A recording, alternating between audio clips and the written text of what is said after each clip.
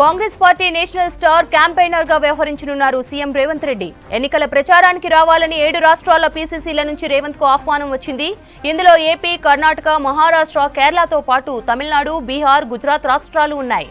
ఇప్పటికే సీఎం రేవంత్ రెడ్డి ప్రచార స్కెడ్యూల్ ఖరారైంది. ఇవాళ రేపు కేరళలో 2 రోజులు రేవంత్ ప్రచారం చేయనున్నారు. రాహుల్ గాంధీ పోటీ చేస్తున్న వైనాడ్తో పాటు కేసీ వేణుగోపాల్ పోటీ చేస్తున్న అలప్పుజా సెగ్మెంట్ లో క్యాంపెయిన్ చేయనున్నారు. మరోవైపు ఈ నెల 19 నుంచి వచ్చే నెల 11 వరకు రాష్ట్రంలో సీఎం సుడిగాలి పర్యటన చేయనున్నారు రేవంత్. 50 సభలు, 15 రోడ్ షోలలో పాల్గొననున్నారు.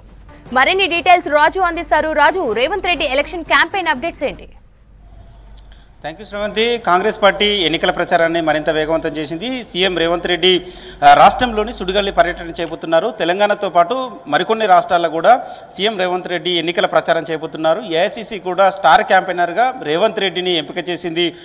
తెలంగాణతో పాటు ఏపీ, కర్ణాటక, అదేవిధంగా తమిళనాడు, బీహార్, గుజరాత్, దాంతోపాటు కేరళ, మహారాష్ట్ర లాంటి రాష్ట్రాలు కూడా ఆయన ఎన్నికల ప్రచారం చేయబోతున్నారు. అయితే ఇవాళ రేపు 2 రోజుల పాటు కేరళలోని ఎన్నికల ప్రచారం చేయబోతున్నారు. ఇప్పటికే ఆయన కేరళకు చేరుకున్నారు. ఇవాళ రేపు 2 రోజుల పాటు కేరళలోని ఎన్నికల ప్రచారం కొనసాగించబోతున్నారు. అయితే ప్రధానంగా రాహుల్ గాంధీ పోటీ చేసే వయనాడ్ నియోజకవర్గంతో పాటు అదేవిధంగా AICC general secretary KC Venugopal పోటీ చేసే నియోజకవర్గంలో ఆయన ఎన్నికల ప్రచారం ఉండబోతుంది. దీంతో పాటు మిగిలిన రాష్ట్రాల్లో కూడా రేవంత్ రెడ్డి ఎన్నికల ప్రచారం కొనసాగించే అవకాశం ఉందని ఏఐసీసీ నేతల ఆదేశాలు చెప్పడంతో ఆయన కూడా సిద్ధంగా ఉన్నట్లు తెలుస్తుంది.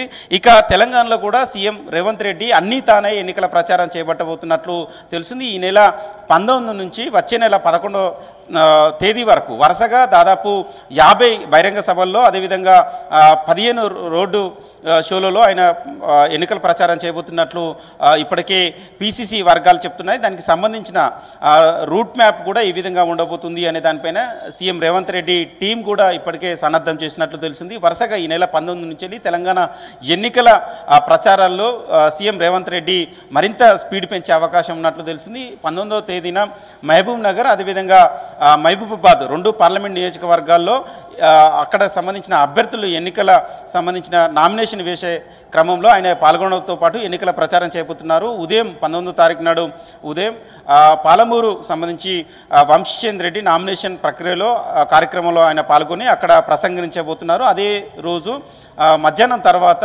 హెలికాప్టర్లో మళ్ళీ మహబూబాబాద్ చేరుకుంటారు. మహబూబాబాద్లో ఎన్నికల ప్రచారంలో పాల్గొంటారు. అదేవిధంగా 20వ తారీఖున కూడా ఆయన ఎన్నికల ప్రచారంలో పాల్గొనే అవకాశం ఉందని గాంధీభవన్ వర్గాలు చెప్తున్నారు. అయితే 20న మెదక్తో పాటు మరొక పార్లమెంట్ నియోజకవర్గంలో ఆయన ఎన్నికల ప్రచారంలో పాల్గొనే అవకాశం ఉంది. అదేవిధంగా 21న వరంగల్తో పాటు అదేవిధంగా భువనగిరి నియోజకవర్గంలో నిర్వహించే భారీ ర్యాలీలో ఆయన పాల్గొంటారు.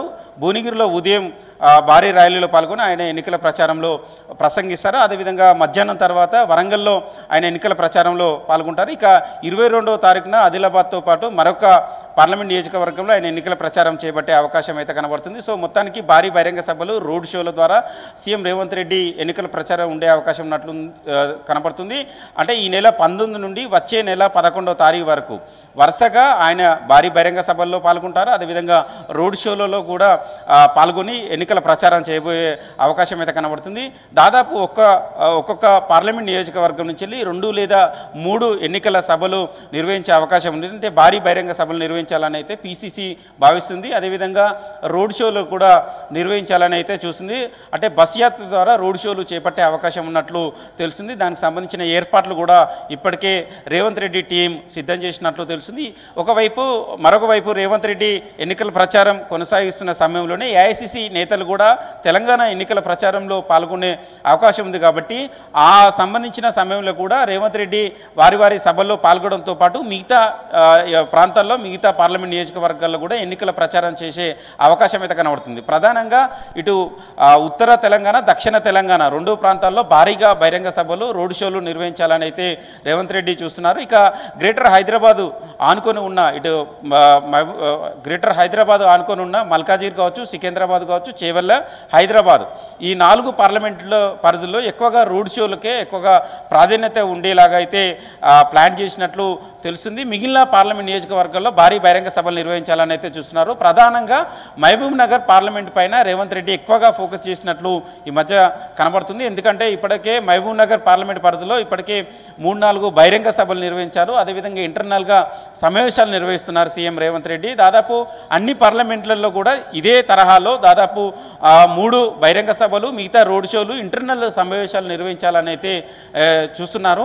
ఇంటర్నల్గా ఎక్కువగా సమావేశాలు నిర్వహించడం వల్ల క్యాడర్ కావచ్చు, లీడర్లు కావచ్చు ఎక్కువగా కనెక్ట్ అయ్యే అవకాశం ఉంటుంది. అందులో భాగంగానే పార్లమెంట్ స్థాయి సమావేశాలను ఆయన నేరుగా ఆయన నివాసంలో నిర్వహించారు. ఇప్పటికే 10కి పైగా పార్లమెంట్ స్థాయి సమావేశాలు రేవంత్ రెడ్డి తన నివాసంలో నిర్వహించి గెలుపు కోసం నేతలు, కార్యకర్తలు కలిసికట్టుగా పనిచేయాలని కూడా ఒక దిశానిర్దేశం చేశారు. ఇక బహిరంగ సభల ద్వారా మరింత ఎక్కువగా ఎన్నికల ప్రచారంలో జోష్ పెరిగే అవకాశం అయితే కనబడుతుంది. 2 రోజుల క్రితం నారాయణపేటలో నిర్వహించిన భారీ బహిరంగ సభలో సీఎం రేవంత్ రెడ్డి పాల్గొని అక్కడ వంశీచంద్ర రెడ్డి గెలుపు కోసం కలిసికట్టుగా నేతలు కావచ్చు, కార్యకర్తలు కావచ్చు పనిచేయాలి అని కూడా ఒక దిశానిర్దేశం చేశారు. అక్కడ ముదిరాజు సామాజిక వర్గానికి సంబంధించిన వాళ్ళకు కూడా కొన్ని హామీలు కూడా ఇవ్వడం జరిగింది. సో మిగతా ఏరియాలలో, మిగతా పార్లమెంట్ స్థాయిలో కూడా భారీ బహిరంగ సభలు నిర్వహించాలని హామీలు ఇచ్చే అవకాశం ఉన్నట్లు గాంధీ భవన్ వర్గాలు చెప్తున్నాయి. సో మొత్తానికైతే రేవంత్ రెడ్డి ఈ నెల 19 నుండి వచ్చే నెల 11 వరకు దాదాపు 50 బహిరంగ సభలు నిర్వహించడానికి, అందులో ఆయన పాల్గొని ఎన్నికల ప్రచారంలో ప్రసంగించడానికి కాంగ్రెస్ సంబంధించిన నేతలు ఇప్పటికే కసరత్తు చేశారు. దానికి సంబంధించిన రూట్ మ్యాప్ను కూడా సిద్ధం చేసినట్లు తెలిసింది. అదేవిధంగా మరొక వైపు ఎన్నికల ప్రచారంలో భాగంగా రోడ్ షోలు, కార్నర్ మీటింగ్లు, ఎందుకంటే అసెంబ్లీ ఎన్నికల సమయంలో కూడా రేవంత్ రెడ్డి పాదయాత్ర చేశారు, ఎక్కువగా కార్నర్ మీటింగ్లు నిర్వహించారు. అంటే తక్కువ ఖర్చుతోనే కార్నర్ మీటింగ్లు ఎక్కువగా సక్సెస్ అయ్యాయి.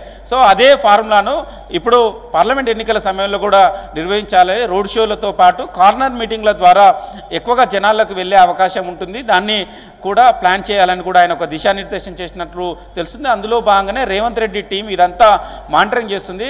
సభలు ఎక్కడెక్కడ నిర్వహించాలి, బహిరంగ సభలు పెడితే ఎక్కడెక్కడ ఏ పార్లమెంట్ పరిధిలో పెట్టాలి, పార్లమెంట్ పరిధిలో ఎంతమంది పబ్లిక్ మొబిలైజేషన్ చేసే అవకాశం ఉంటుంది, దానికి సంబంధించి కసరత్తు కూడా చేయాలని కూడా దిశానిర్దేశం చేశారు. అదేవిధంగా రోడ్ షోలు నిర్వహిస్తే కార్నర్ మీటింగ్లు ఏ ఏరియాలో పెడితే ఎక్కువగా సక్సెస్ అవుతారు, పబ్లిక్ మొబిలైజేషన్ ఈజీగా కనెక్ట్ అయ్యే అవకాశం ఉంటుంది, ఈజీగా వచ్చే అవకాశం ఉంటుంది. కాబట్టి అలాంటి పాయింట్స్ని కూడా సూచేయమని చెప్పినట్లు తెలుస్తుంది. సో మొత్తానికైతే కార్నర్ మీటింగ్లు, బహిరంగ సభలు ద్వారా జనాల్లోకి వెళ్ళాలని అయితే కాంగ్రెస్ పార్టీ చూస్తుంది.